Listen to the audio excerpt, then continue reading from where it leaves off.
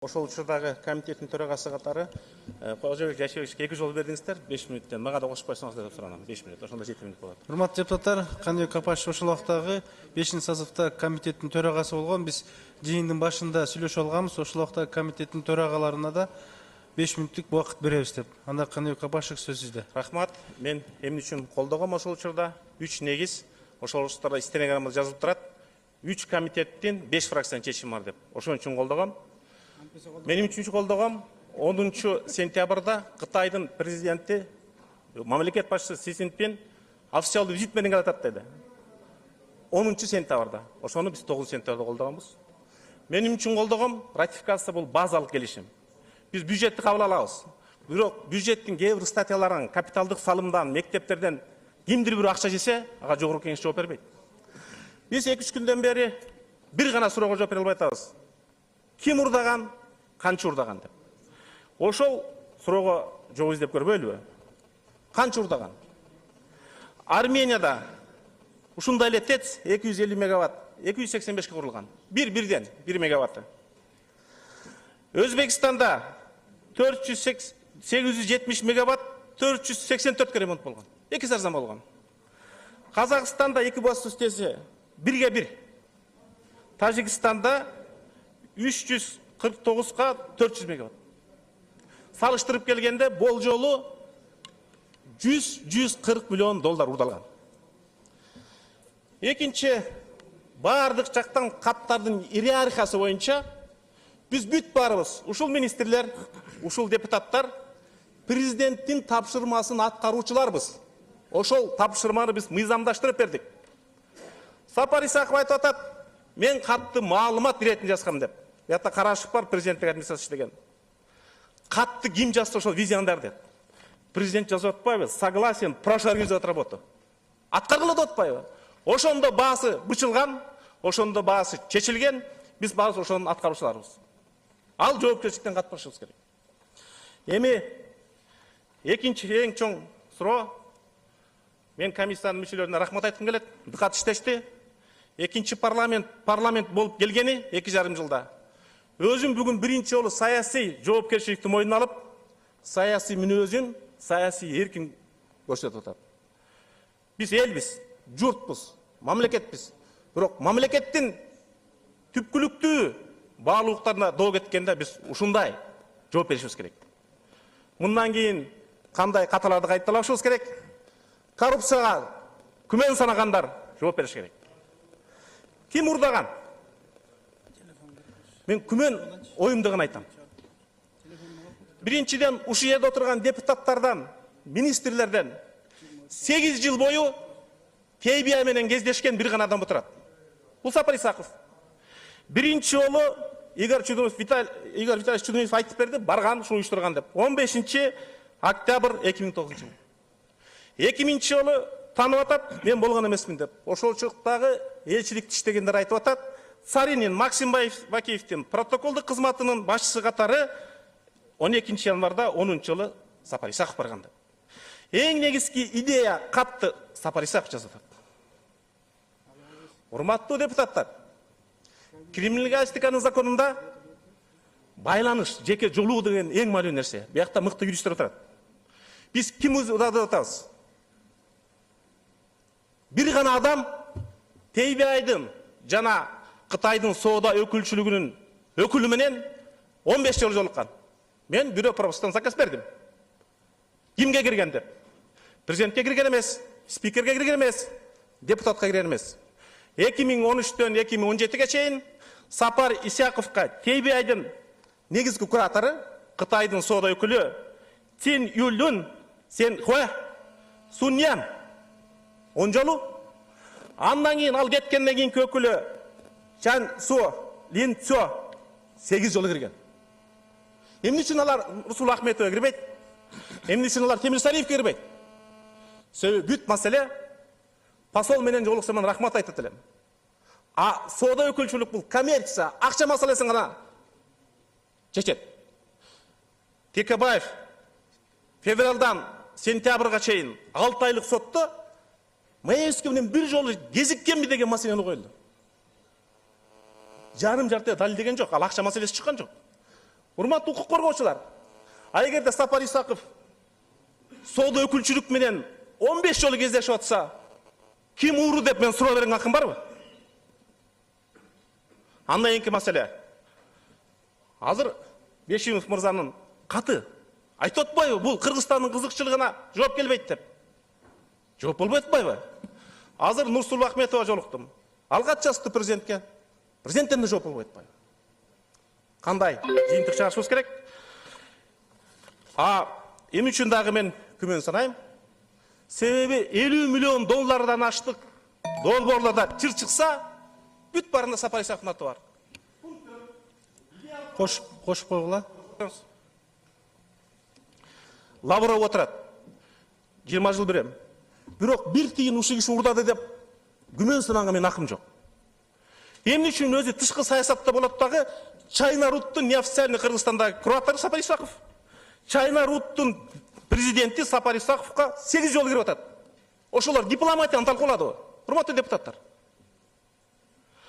Андан бөлөк мөңгү маселеси. Мен укук коргоо органдарына кайрылам. Буга чейинки бир да премьер-министр алтынын урдаткан Кыргызстан. Бирок мөңгүсүн талкалаган эмес. Биз сындаган Бакиевтер да барган эмес. Сапар Исаков Кыргыздын тарыхында Кыргыздын мөңгүсүн талкалаган, ошого жол берген премьер-министр катарга. Мөңгүнүн каргышы барбы билбейм. Бирок Кайберендин каргышы бар.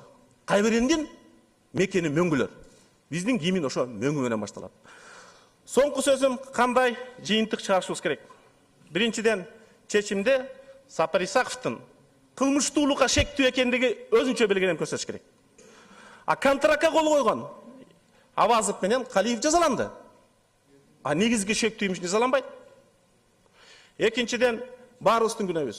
Бизде эл аралык келишимдер өкмөт тарабынан гана демилген эле, бир да депутат өзгөртүү киргизген акысы жок. Же кабыл аласың, же кабыл албай бербейсиң. Биз ошентип 46 ратификацияны өткөздүк ушул чогулуш.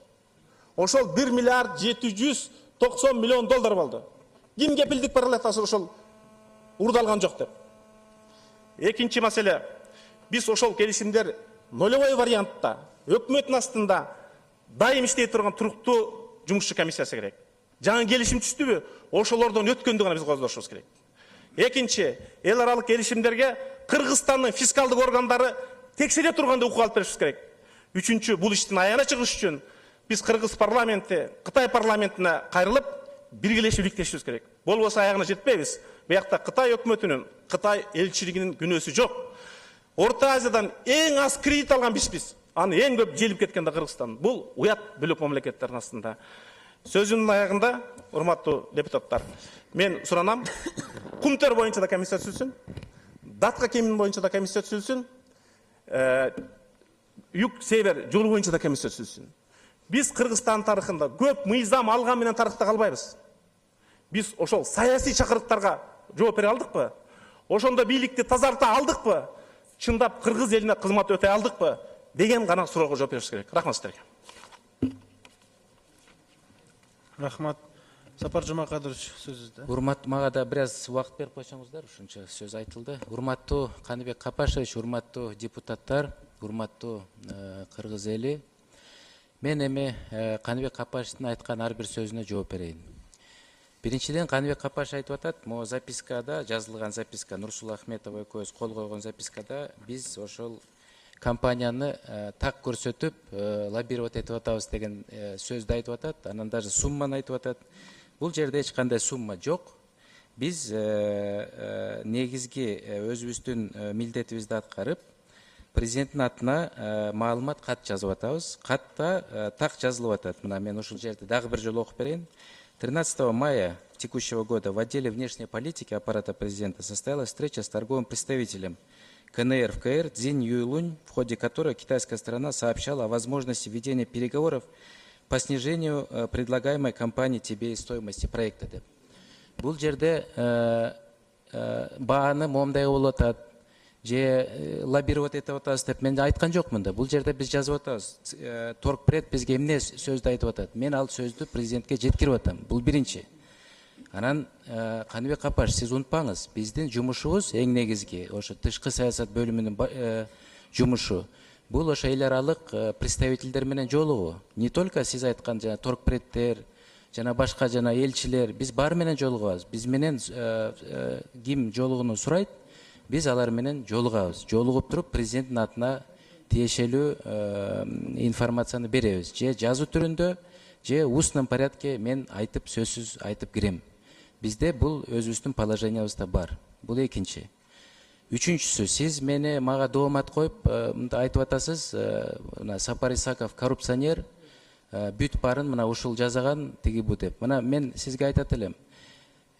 Адамды ошо обвинять эткенден мурун сиз Каныбек Капашев мындай фактыларды келип туруп айтыңыз. Бул Кудайга жакпаган иш. Мен сизге любой вопросуңузга жооп берем. Мен мына өзүм эч качан коррупцияга малынган эмес, мен малынбайм. Бул менин культурам өзүмдүн. Ошондуктан мына биякта күч органдары бар, тергөө иштери жүрүп атат. Пожалуйста, тергөөнү жүргүзсүн. Мен ар бир суроого жооп бергенге даярмын. Ар бир суроого жооп бергенге даярмын. Анан сиз мени мындай обвинять этем эткенден укуңуз жок. Мен ар бир сиздин айткан обвиненияңызды четке кагам. Бул нерсе туура эмес. Алтынчы микрофонду бергиле. Кат жазганда маалымат катары президент ознакомлен, спасибо деп жазат. Тааныштым, рахмат деп маалыматка. Бул маалымат кат эмес, сунуш кат болуп атпайбы? Президент кол коюп атпайбы? Согласен. Силер айткан сунушка макулмун.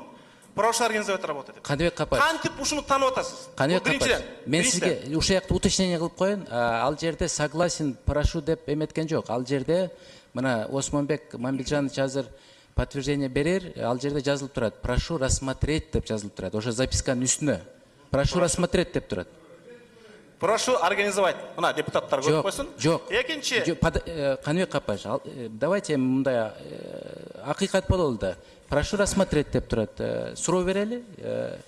Осмонбек Мамбетжанович, сиз айтып коесузбу? Президент кандай кол койду? Кандай резолюция кол койду? Биринчи,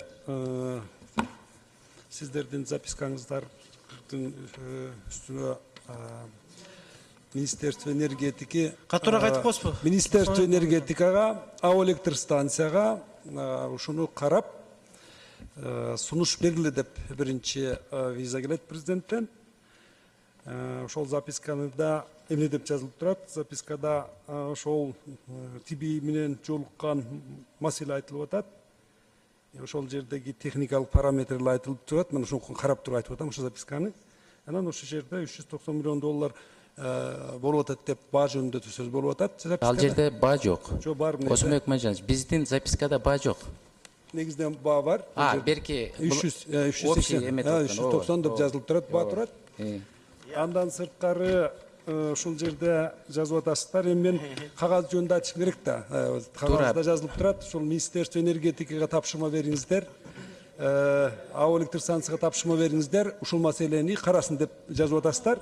Ошонун негизинен мага бизге жанагы келип атат. Мен ошондо бир күн болгон министр болгонума Калиевке бердим. Калиев ишканалар менен иш жүргүзүп, анан кийин кайта биз премьер-министрге кат жазып атабыз и президентке кат жазып атабыз. Ошонун негизинде президенттин тапшырмасы келип атат. Макулмун муну аткаргыла АО электр станция, Министерство энергетика, Минфин и МИД деп. Ошондой болгон.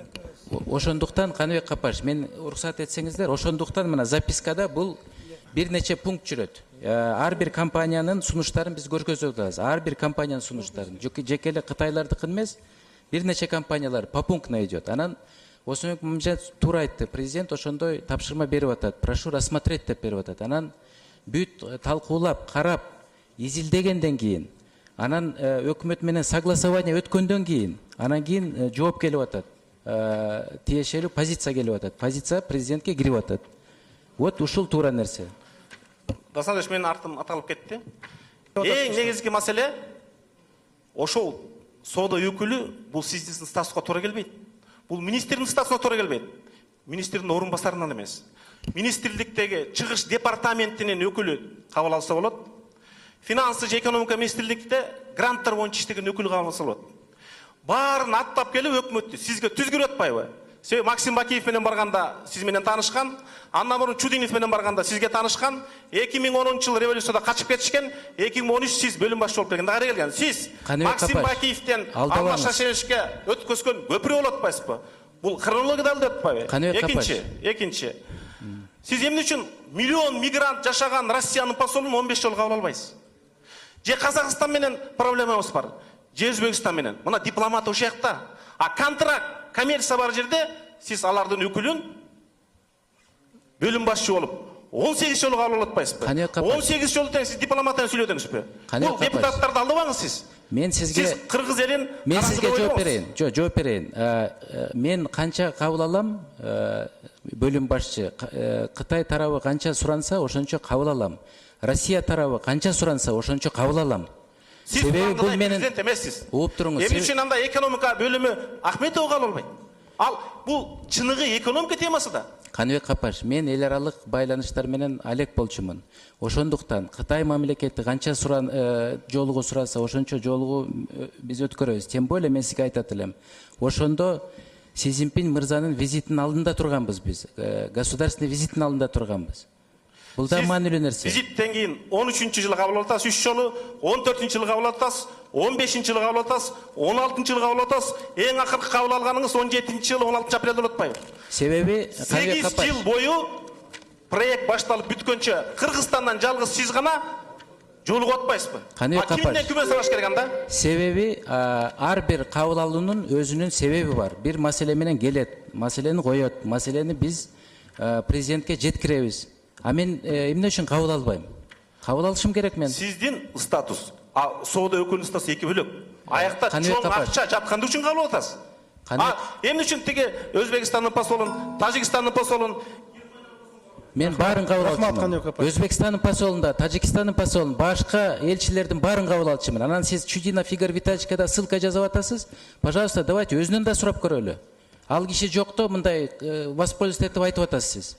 Давайте Игорь Витальевича чакыралы азыр тоже. Чакырып сурайлы. Келсе айтат бош керек, оюнда угатса керек, Сапар Жумакадырович. Келсе айтат. Анда кийинки 6-чы микрофон кандай Капаш бүтүрсөңүз? Ал айтты, ошондо Сапар Исаков бөлүм башчы катары уюштурган. Бул 13-жылдын октябрында, 9-жылдын октябрында болгон. Мен келгенден кийин бир жумадан кызматтан алышкан эди.